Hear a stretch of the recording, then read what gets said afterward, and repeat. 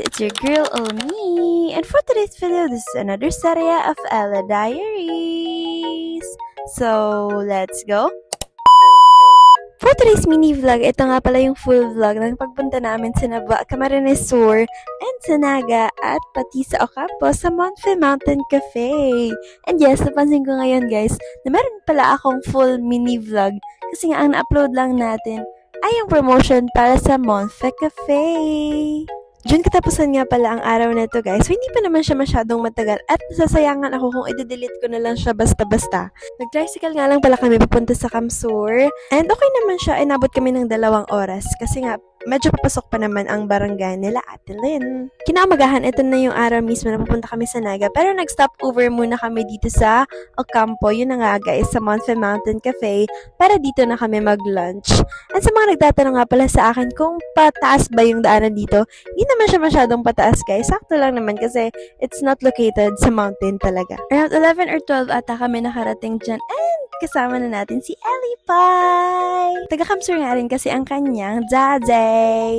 So, eto na ulit guys. Konting happy ulit sa mga flowers na to na naggagandahan at napaka-presko sa mata. Meron na nga pala kaming dalang lunch. So, ang binayaran na lang talaga namin doon ay ang entrance fee and bumili rin sila ng mga water and soda. So, yun lang naman yung expenses namin dito guys so far. Isa nga pala sa maganda rito ay napakahangin guys. Talagang napaka-presko siya. Kaya kung magla-lunch kayo dyan na tanghaling tapat ay hindi nyo ma-feel na sobrang init. At nanghinayang nga rin pala ako na hindi kami nakapag-order dyan kasi nga cash payment lang sila or QR code. Pero yun nga, mahina yung signal nila dito kasi nga bundok nga ni. Anyway, tingnan nyo naman kung gaano kabangis ang baby na to.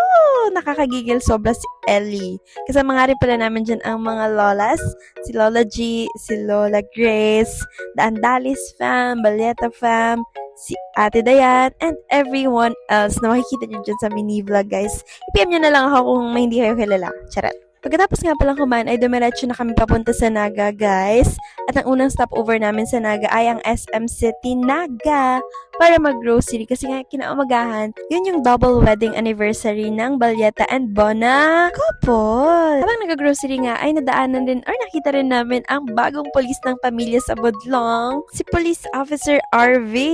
Yes. Napaka-formal naman ng police officer na yun ha. Sa mga oras na to ay tapos na nga palang mag-grocery and nag-stopover na lang dito si Madam sa Rafa Bells para bumili ng cake para isahan na lang ang bilingani kasi medyo malayo nga sila sa sentro. Waiting na nga lang pala kami dyan sa sasakyan kasi papunta na kami sa Metropolitan Cathedral dito sa Naga kasi nga magsisima na kami guys.